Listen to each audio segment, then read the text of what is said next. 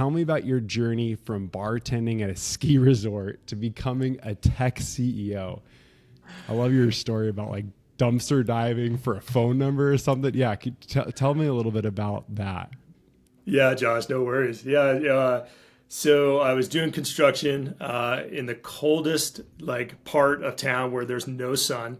In every kind of like 15 minutes, you'd go in and get by the heaters in the dead of winter and warm up. And the radio was playing, and basically heard this company advertisement. Like, and they started it off with, "Do you want to change your life?" And I'm like, "Oh my God, so badly." So then over the like 2 or 3 days, I'd go in and I'd think about it at night. God, a tech company, I don't know, can I do that? I didn't grow up with computers, and then finally one day I wrote the number down on a piece of wood and I stuck it in the windowsill in second story of this house, and I thought about it all night. I'm like, I just got to call. So the next day I'd go back to get the phone number, and the other crew had cleaned the whole like floor. So like all this material, someone had thrown out the number. So I got in the dumpster and I had to dig around and found the phone number. And then I started calling, and I called like, God, it was like, in the morning, I called at night, I called at lunch for 2 days. No one was calling me back. And I was determined. So then I figured out where they were doing the interviews in town. And on my lunch break, I'm not Carhartts, I had an hour, got in my car, drove over there. I just knock on the door and I walk in, and there's people in suits, and I'm going, but I'm just determined. So I just start knocking on doors until somebody goes, and they're doing an interview. I'm like, "I'm so sorry, but is there anyone I can talk to?" And the head gal, Nancy, she goes, "Are you Lee?" And I'm like, "Yes." She's like, she got up and we went into the other room. She's like, "You went to UC Davis?" I'm like, "Yep." She's like, "Me too. You're hired." So it was like the best interview ever. I mean, it wasn't that quick, but it was pretty awesome. And and then I actually went back to work, and I was going to give my notice, and then they were going to lay us all off because it was, kind of hard time. So it kind of just worked out perfect. Oh, it's perfect. So tell me about like that transition. Here you are working construction, manual labor, tough hours, to eventually just, I mean, you're you're in the tech world and everything else. How'd that change your perspective? One, it was really exciting. One, I had decided to commit to never thought I'd live in the mountains of Idaho after growing up in California and the beach. And to be able to, when you live in a mountain town and you're, 24, you're bartending, you're slinging pizzas, you're waiting tables, you're serving coffees, you're 3 or 4 jobs minimum. So to be able to actually have one job, and in an industry that was like, man, this company had just moved up from Silicon Valley. They were taking advantage of like cheap prices. They built a 20,000 square foot office building. And so it felt really exciting to be part of something new. I was employee number 20 that had, started. And I basically my first, and it was a little stressful because they're like the first 3 weeks, they're kind of like, "Okay, you're going to learn DOS." And I'm like, "Okay." I had a Mac in college. That was about it. So I'm like, I learned DOS. And then they had the, mainframes at these radio, TV, cable stations. So you had to dial in and fix them. They were just in the process of rewriting their whole application to Windows. And so it ended up being a really good company to be part of because they were one of the early adopters of moving to the cloud. So they had Citrix hosting and all that was like right after I started. We moved to Windows. WebEx? Was that when they were on WebEx? Sorry? Yep. Was that when they were on WebEx? Yeah. Okay. Yep. I remember those days. Yeah. The little dumb terminals where you couldn't really do much. But so then, we had data centers and had to spin those up. And so I got to kind of be early in on, being in a really cool tech company that was really forward thinking. But the best thing for me is within 5 months I was assistant manager of the call center. And then my boss at the time was just awesome. He was just a great leader. And he's like, "Look, if you really want to be, a CX professional, you've got to be in operations." So I was in charge of basically the phone systems and all the, everything that we were doing with how we supported the company, but also our customers. So I was like in charge of the CRM. I was in charge of our community, our LMS system. So it really was an amazing start for me to like get a CX operations and business kind of acumen going early on. So yeah, I mean, you learn in those roles, I feel like you get a clear view of everything that's going on in the company, right? Yes. And then we went through a couple acquisitions. We went through getting purchased by our nearest competitor. And so, there was just a lot of happening in about 6 years where it was, we got bought by a company that was owned by BlackRock, and they sent their Harvard people in and do an evaluation. And they told us after the fact of looking at the company, they're like, Haley, Idaho, this little company with 80 people in the middle of nowhere, we're shutting that down. Like it's gone. And then they came and actually saw what we did and how much commitment we had to, early adoption of technology tools, process, and embracing the customer. And of the 4 companies, they made us headquarters. So then I got elevated to VP. I was in charge of 300 people and four companies, call centers for 13,000 TV radio stations in the US. So it was pretty awesome. I mean, I was learning so much so quickly.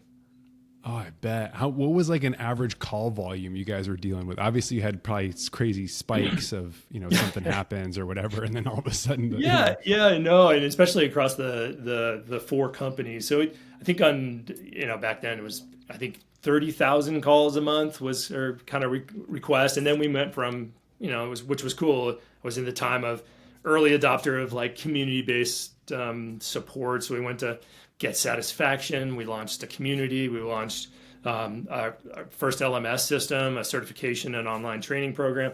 Like we really were doing some really cool things, and so that helped knock down a lot of our call volume because people could self-help. But also, like one of the early times with Citrix and WebEx, like we were doing the installs back then for like taking a customer live. We would go out for a week, see the install team, go out for a week, do some pre-training and setup. They'd come back for a week. Then they'd go back for 2 weeks and take the customer live. So being able to transition to like Citrix and do all trainings, pre-stuff, we knocked our install times down to just a week. So like that was just such a cool thing to be able to be a part of. Like we'll just do all the training online. Like you can't do that. That's not how customers won't. Yeah, what year was this? Because nowadays people are like they're just now moving to that type of model. When were you doing this? Yeah, no, this was 98 through 2010, somewhere right around there. Crazy, man. I mean, that is you guys were pioneers. Pioneer. Oh, I remember like one of my first when I first started doing support, and we were trying to do stuff over whatever dial up and then Citrix and then trying to get someone's desktop. The guy's like, "Yep, I don't believe in that shit." He mailed me. He mailed me his mainframe. so then I fixed it and sent it back to him. I'm like, all right. It's good customer service right there. Hey, however they need it, we're gonna deliver.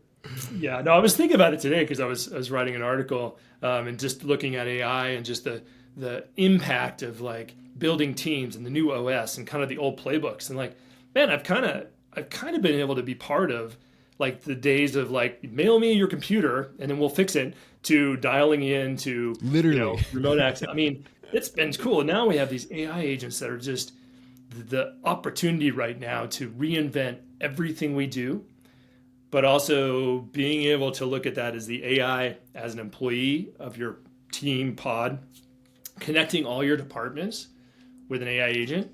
And then now thinking about, okay, well, what's I was an early adopter of the KCS, knowledge-centered service, intellectual swarming, that kind of AI swarming idea within an organization now, all the AI agents talking together, elevating the business health real time to all levels of the department, all roles within an organization. I'm just like, man, I'm so excited to rebuild now.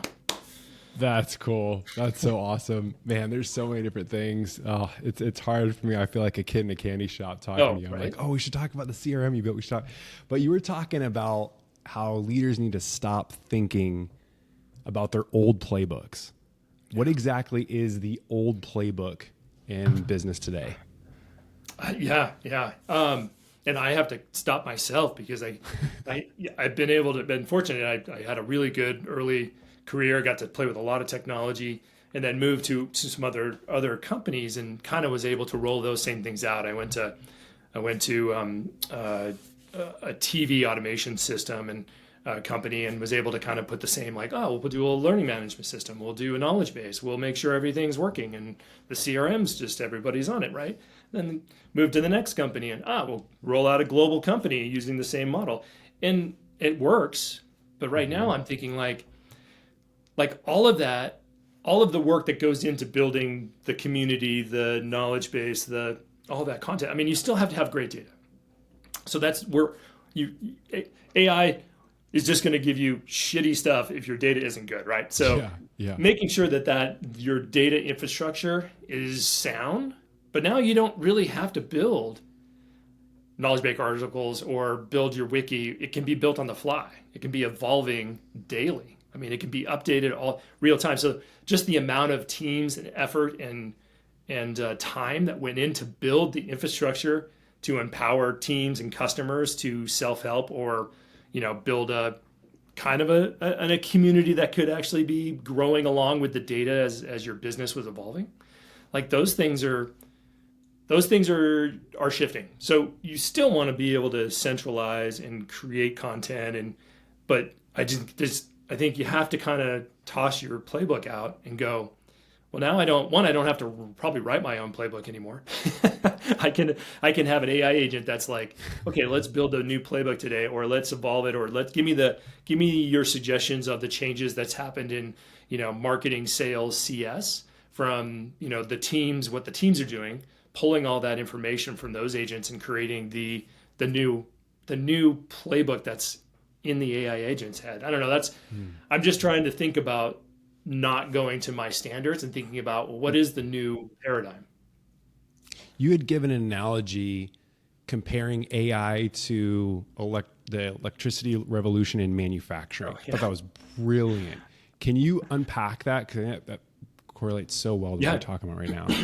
Yeah, and I think it's not my own, but I've heard this a few times, and it's funny because I'm hearing it more and more. It used to be, you talked about the move from steam to electricity in factories, and how it took, even though once they made the switch from a steam engine, which was the footprint you could have for manufacturing was predicated on how long your steam engine strap could be used to power the machinery that you needed. Well, because it was all pulleys. It was all manual. It was all pulleys, right? Pulleys and belts and right. Right, and it could only go so far, and then the pulleys didn't work. The farther that goes, the more tension. You did not want to be working next to the pulley that was just a little bit too.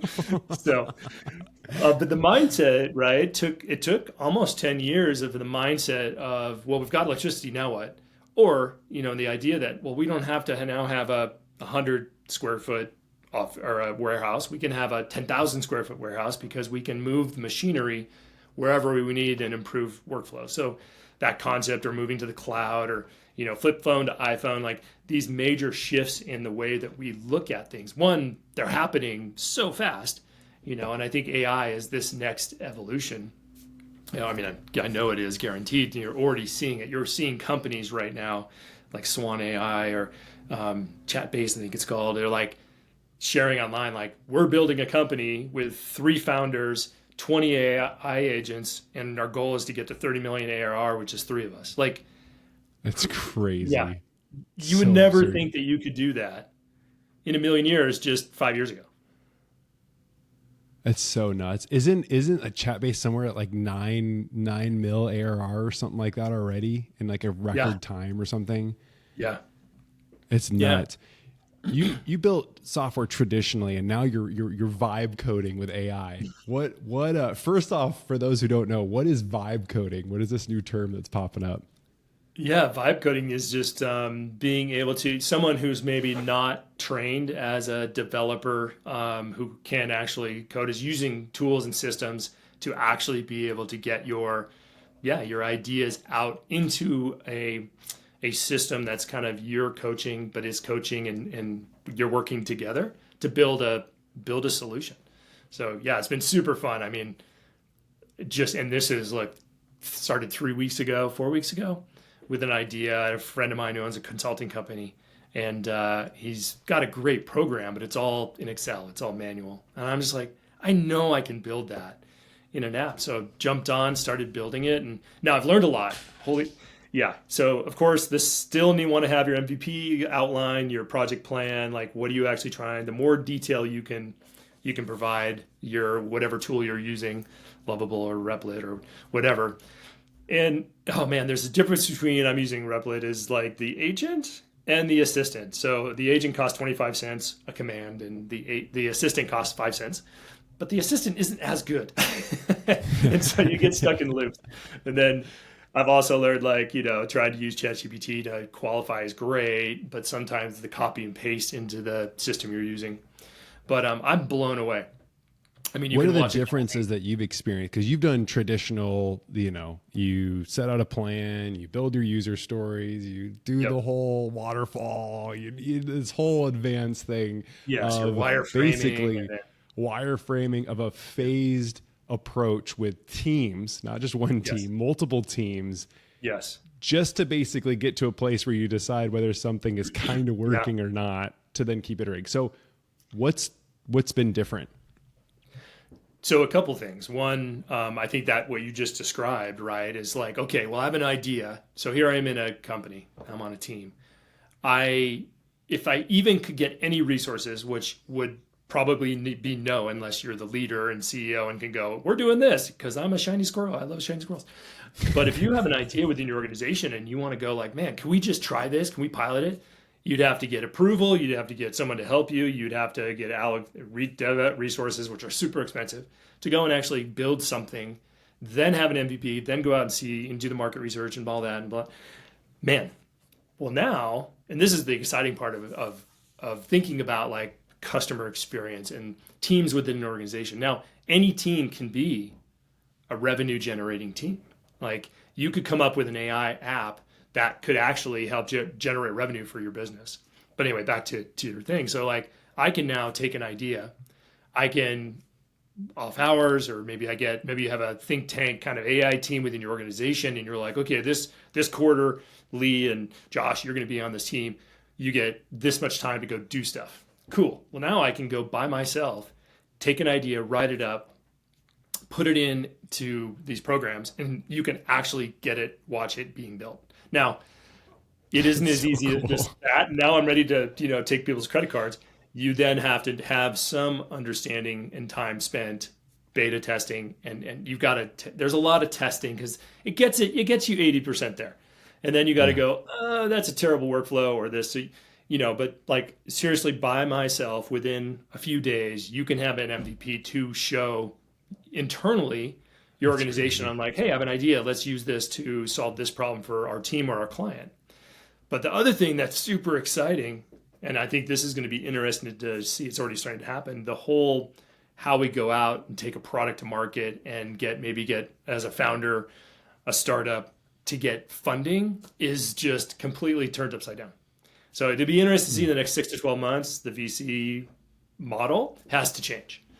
Because now as a founder, I can work on the weekends and at night and come up with a really kick-ass idea. I can get a website spun up. I can do some AI marketing and sales agents to help me.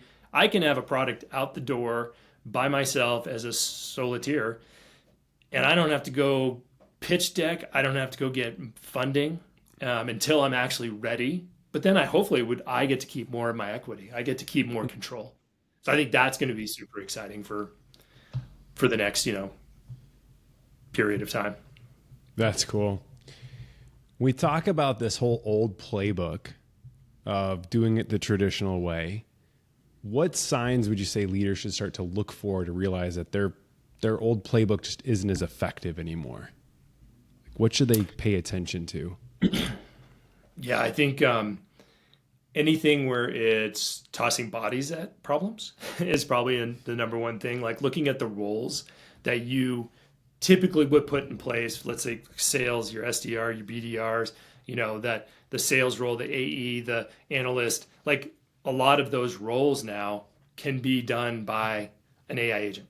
So thinking about, okay, in the perfect setup, go out there and look at what other companies are doing. Now, do I hire someone who's kind of, and I've been kind of thinking of this idea of, how do we create these? I'm a big fan of the pods, winning by design guys from Australia. And, but how do you design your pod now? If you have your human strategy person in the center and you surround that person by, with AI agents, a blend, how does that actually, one, can you scale that? And if you can scale that, how big can you get that before you actually need to add another pod or another individual in that pod to help manage? Instead of 3 AI agents, you're managing 5. Because you still got to do the investment. They're a new employee. You got to coach them. You got to mentor them. You got to write them up, put them on a pip, because right, they're going to make mistakes. So I think that is probably the I think again the playbook of like and anyone coming in and going, I've got my 20-year playbook. Like, we need to rethink a whole new paradigm shift. Building a company, like the founders who are building stuff today, God, talk about just an open canvas to do things in a completely, new way. And you don't have to ask for permission, right? Yeah, man, you've emphasized this idea of we're people helping people. And I think some of the things you're talking about leading AI to the right answer, right? How do you maintain the human element while leveraging AI? I mean, I think you're already starting to unpack it, but tell us more. Yeah. I think, I guess I always got to come back to that, at the end of the day, we're people helping people. And I think we have to always have that at our core. I think if we get too focused on, okay, we're going to be a AI company and we're going to do everything AI, we'll still got to focus on what are you actually delivering as an outcome to your customer, because someone has to buy your stuff, even though you can go to market and it's super cheap and you got this company and people sign up, until they actually renew, and you don't have a business really. I mean, even if you get thousands of people to sign up, if they're not renewing or repurchasing or telling people that you're awesome, and that's self-fulfilling, so your CAC is slow, you don't have a business. So it will be interesting to see, right? The 10,000 AI companies that have, I don't even know what the number is, but it feels like it's 10,000 this year. How many of those companies are actually going to survive? They're not. Only let's say 30% are probably actually going to be a viable business in a year or two. So I think really making sure that the core is you're doing it for the customer. It's exciting and you're building something new and you're reinventing and creating a new operating system. But at the core of what you're coming in every day to do is you're trying to wow customers. You're trying to build loyalty. You want to be able to build a healthy business, and that means you need to have profit and revenue, and you need to have that balance. And so being able to make sure that you're like, okay, at the core, we want to be a customer-centric company. And I think there's been this shift that's happening, right? I think in the last 10 years, there was very much, we're employee-centric, because if we have happy employees, then the customer will be happy because the employee will treat them awesome.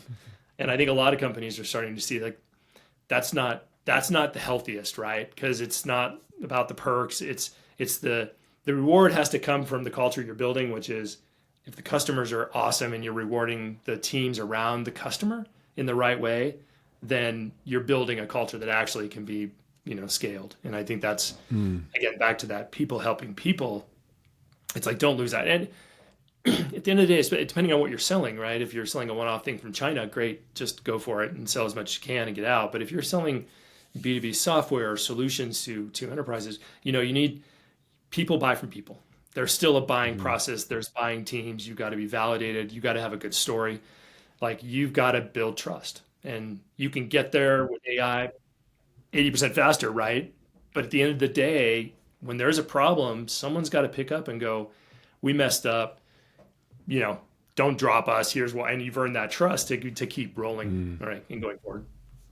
Yeah. Speaking of story, you were in your recent Japan presentation, you were highlighting storytelling alongside AI and data.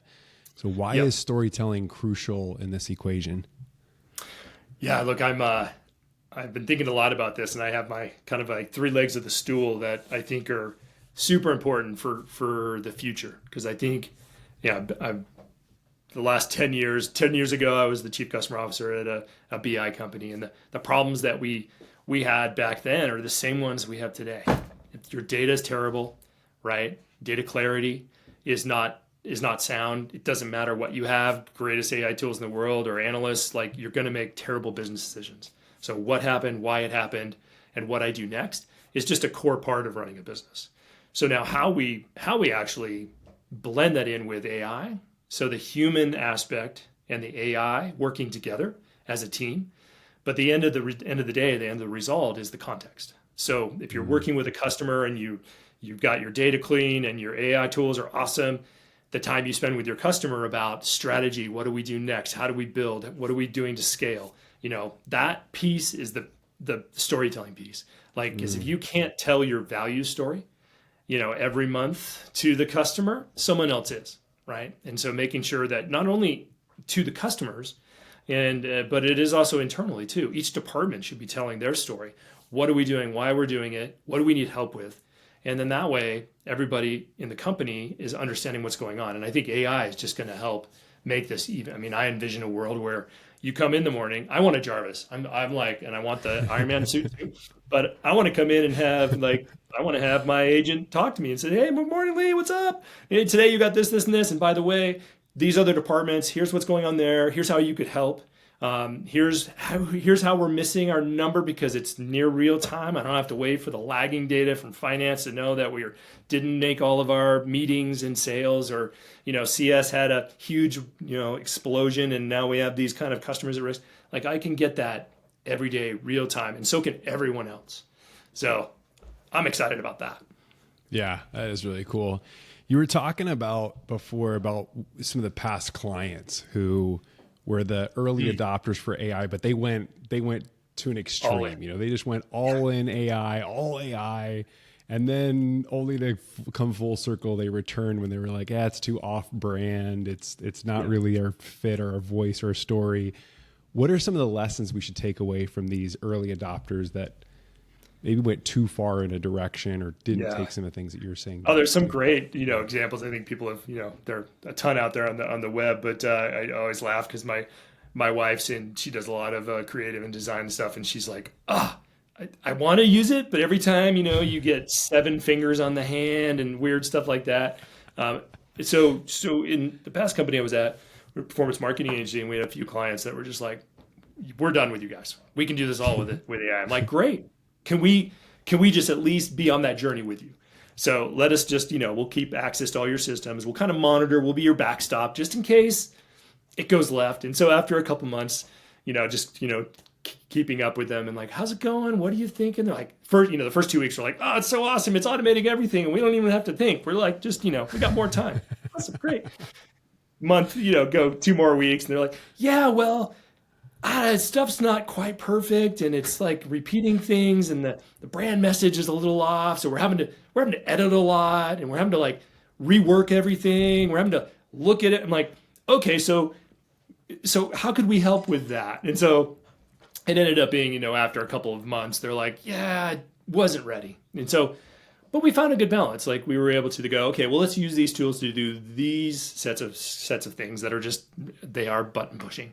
But the assessment, the analysis, and the making sure that the things that are getting auto-created, which is great. Like, create me 10 mock-ups to go on Google and Meta and Reddit or whatever you're doing, right? And then let me choose and go, this, okay, go. So that type of kind of working together is where we ended up with quite a few customers. But they had to go through that. They had to go through the pain of like, man, we saw a huge drop because the shit we were putting out was just crap. Yeah, makes sense. Yeah, it's such a tough balance. I mean, what do you think is the crucial balance of automation and human connection? Like, what is that evolving to? Yeah, it's I think it depends on. Let me say that again. I think the balance is something that you have to kind of be on that journey to discover. I don't think there's one right answer, because depending on what you're doing, what industry you're in, the sensitivity of your information, how much of your brand is wrapped into your storytelling.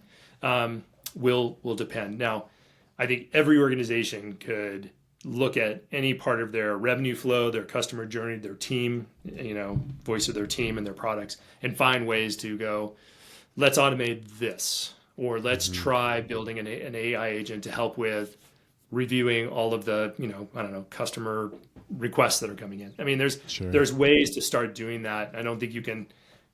I think you have to kind of find out that answer on your own. I think we'll find for most B2B and kind of standard kind of business operating things that aren't super creative are going to be more in the, I think we can get to 80% automation in a lot of the stuff we do and then, have outputs that are really driving that 20% of data clarity, what to do next, strategy development. So elevating that human part of it to go, okay, this is a sweet idea. I'm going to go talk to my customer about this, this, and this now because I have all the research. Like I was talking to somebody yesterday and they're like, man, which I wish I'd done a better job of. I used my AI, chat GPT or whatever to redo all my board decks. And I ask it to be the persona of my hardest person that's on the board. And we go back and forth and answer all the questions. And so then he's like, the last board session was so awesome because I already knew exactly what this guy was going to ask. And so he went in prepared. He said it was the easiest, best board session ever. I'm like, awesome. That is awesome. Oh my God. That's so cool. That's fun. Tell us about this idea for now as we move into more like implementation. And for people that want to implement this, you had unpacked this idea of a black ops AI think tank. So what does that look like in practice? Well, I think, one of the things is like, and I think there's what the research out there is like 85% of all CEOs think AI is the most important thing. And only 15% of the businesses have an actual strategy. So I think right there is just one admitting that you need a plan. So I think if you ask within your organization and your team, like, all right, who would like to be part of our AI strategy? You'll get a lot of hands because I think most people are either already playing on the weekends, trying to figure out, or secretly using things that they shouldn't in the organization. I know of a couple of friends who are CEOs and they're like, we just have there's no using anything in the office at all. I'm like, well, that's dumb. And no. So I think, again, putting a plan together and it can't be like, well, I'll give the troops the okay to bottom up it and we'll see how it goes. No. Or the mandate of, okay, we're just going to mandate everybody use AI and without any kind of rules. And I think you got to really meet in the middle. And that meet in the middle could be, hey, we're going to create an AI think tank. And we're going to do 90-day cycles. And we're going to rotate people in, and we're going to make sure we have a couple people from each of the departments because we want this to be a horizontal driving return and learning lesson as we evolve how we work and who we are. And then, that first 90 days is build the manifesto, build the AI, rules of engagement for the company, get it approved, get everybody comfortable. And then, tell the story. Have somebody on the team who's like in charge of sending out the weekly, here's what we're doing in the AI think tank. Don't make it a secret thing, share it, and get ideas. Have a Slack channel that everybody's like, okay, here's what we're doing. Here's what we're doing. And here's why. Here's where we're at. We need a beta team. It's going to be the whatever pizza party on the 18th. Everybody's come. We'll order you peaches if you live at home. And let's hammer away on our new AI robot, chatbot. We'll call it whatever. And start that way. Because, I think the sooner you wrap some control, but also some excitement and some fun and some, empowerment from the team, you're gonna come back with some amazing things. For someone barely using ChatGPT, what's a step-by-step approach to embrace these changes? Someone who's hopefully, most. So I guess one thing is like, if you're only using it to, correct your email or write a social post every once in a while, there's so much more you could be doing with ChatGPT. And once you kind of get into start searching some of the AI agent GPTs that are out there. And there's also, start building a library of prompts. If you're writing things on LinkedIn, there's great prompts out there to make it write, more human and more engaging and have better hooks. If you're doing research for a client, for a client meeting, there's great prompts out there. Start looking at, how can you utilize GPT to make yourself better for the output for your customers. So let's take a CX approach. If you're doing, like sales, marketing, if you're doing anything related to like, what's my competition doing? We'll set up some alerts. You could build your own AI agent to just do, daily scraping of anything changing with LinkedIn or press releases or news. Stay up on what your competition's doing because they're the ones talking to your customers. And really find out exactly and write some prompts around the problems that your customers are having. Again, if you're selling software or you're selling a whatever service, your customers don't care about your product features. They really don't care about the service. They care about the outcome or the whole hole and shovel. Like, I don't want to buy a shovel. I want to dig a hole to plant a tree to have some shade in my backyard. Like, you got to get deeper into knowing what the actual outcome and problem is for the customer. So use GPT to go, what are the top, things that are, hindering the success of this person in this role at these types of companies. Like, ask those tough questions and challenge yourself. And the coolest thing with the latest GPT is they have the voice recognition or voice back and forth.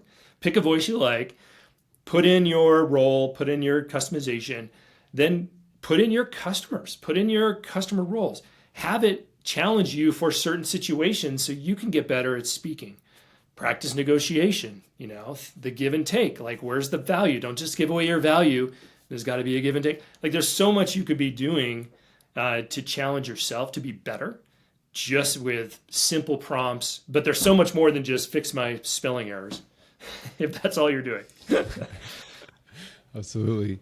For those who are starting to implement this, what are some metrics or things that you could, I know this is so specific, so but hypothetically, what are some metrics or things you'd come up with to say, yes, we're beginning AI integration success, like this project was successful, or this was interesting, or we're seeing some movement that we should keep focusing in this area? Well, I think there's been you could just use GPT to do give me some research validation for why I should be deploying, AI in my organization. I think I just read one actually today. McKinsey just came out with a report that companies who embrace customer experience and an AI forward blended team are 24% more profitable than companies who don't. So finally, it's taken forever, but customer experience really matters, and how you retain your customers and how they think about you and how you engage and get them actually selling for you is awesome. But I think, again, it's, the companies that embrace AI, not as a tool or a solution, but as a part of the team are going to be the winners. And again, I think it goes back to having clear objectives and realistic. Like, I think another thing about if you do an AI think tank, like, be realistic about the outcomes, because these are very complex systems. And if you think about it as like adding an AI agent to your team, someone has to manage those.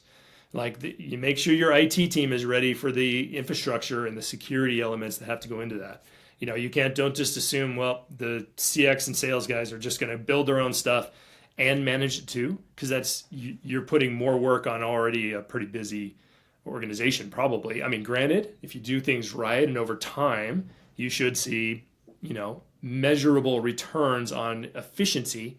It's then using that efficiency, in the right way, which I would say focus on the customer and if you're acquisition and retention, time.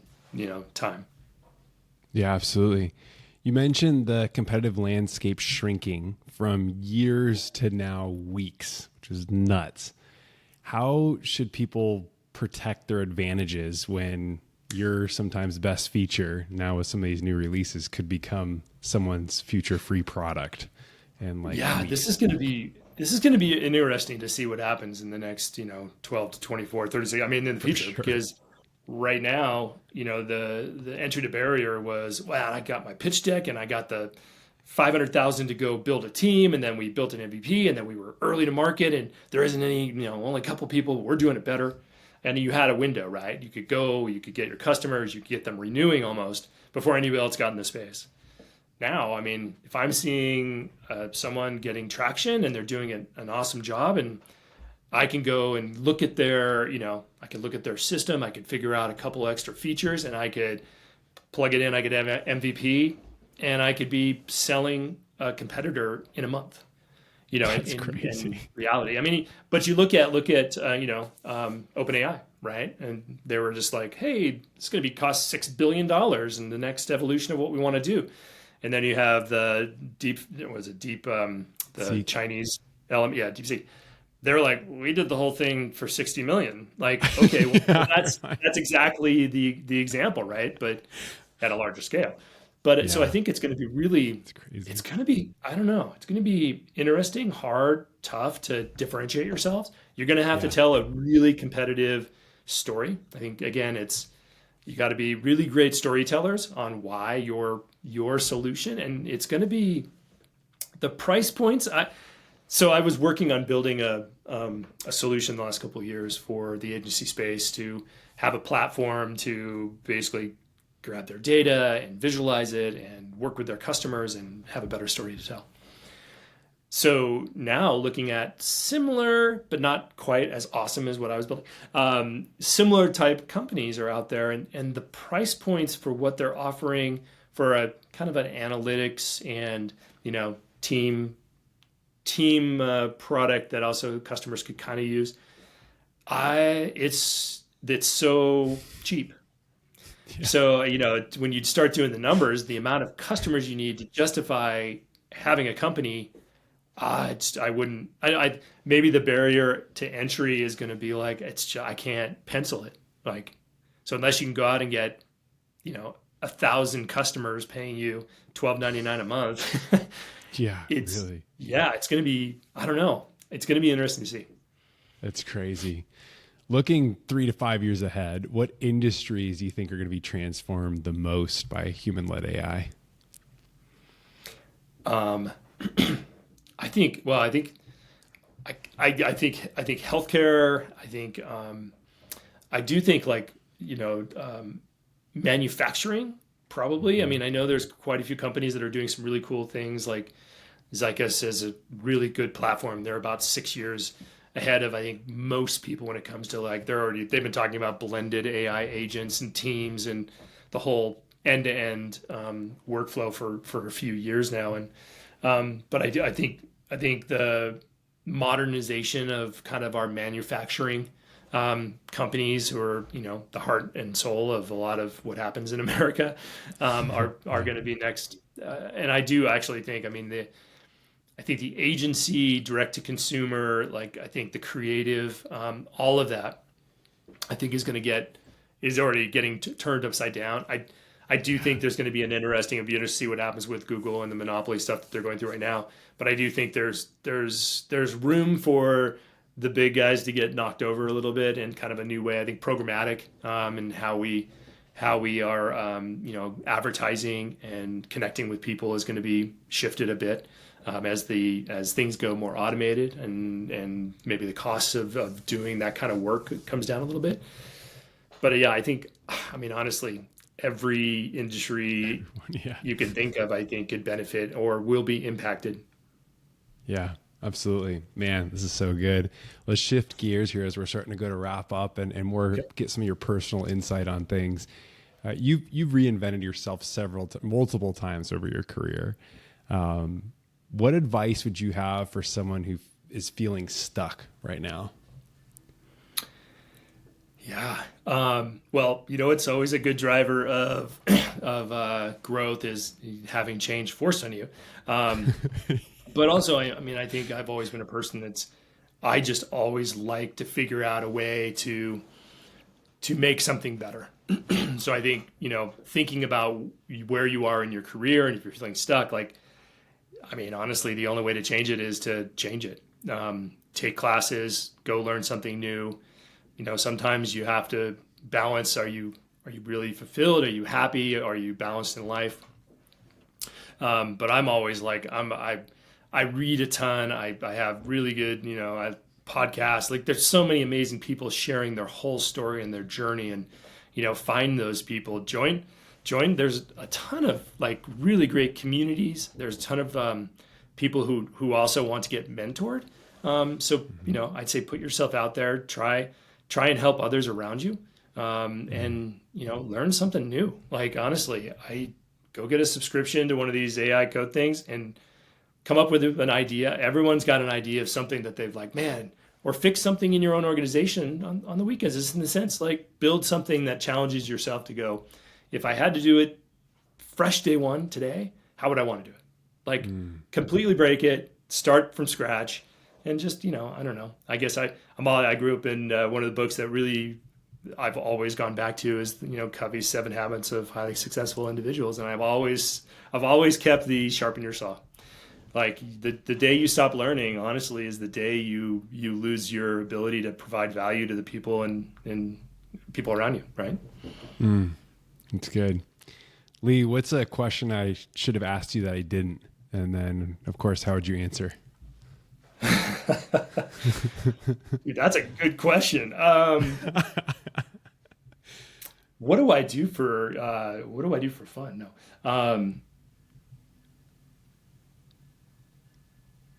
Yeah, I don't know if I think that's a good one. I mean, right there, like, yeah, what do you do to stay sane? Like, what do you do for enjoyment to give yourself mental space from these problems or these because you can just spend 24/7 thinking about this stuff every waking moment, and it's gonna suck you in. Well, my wife is really good at reminding me about balance, so that's really good. Okay, no, and I do. Just one more thing.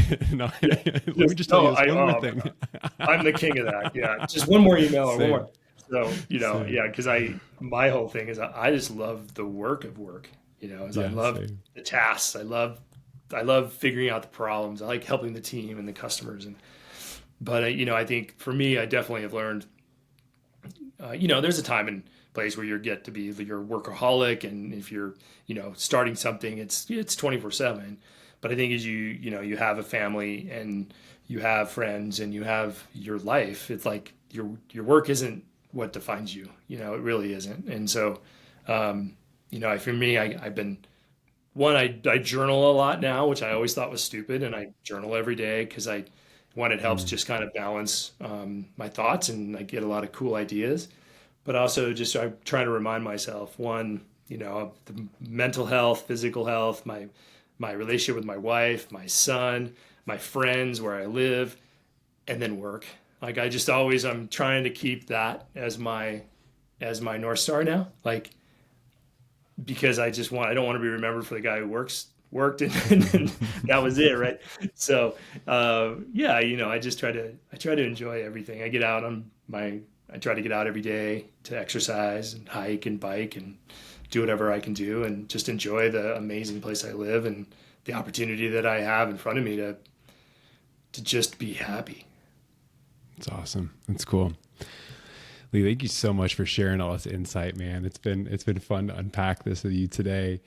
For those in the audience that want to connect with you more, what place is your favorite place to interact? LinkedIn is my kind of central place. Just link Lee Roque on, just do a search, connect with me. I love sharing ideas and love to talk about all things experience management and business and AI. So, and Josh, this was super fun. Really enjoyed sharing my story and working with you. And so thank you for the time. I really appreciate it. Yeah, absolutely. If y'all reach out to Lee and you want to take that opportunity, one, he puts out and interacts with a lot of fun content. I feel like just interacting with Lee on LinkedIn has made LinkedIn more fun for me. And I've been on there a while, so that's been a blast. But definitely leave him a note in your connection that, hey, heard you on the Growth Success Stories podcast and love to talk more about XYZ. I know Lee's open to anything there. So cool. Well, Lee, thanks so much for coming on here, man. You crushed this episode. It was great having you. Yeah, thanks, Josh. Likewise. Awesome.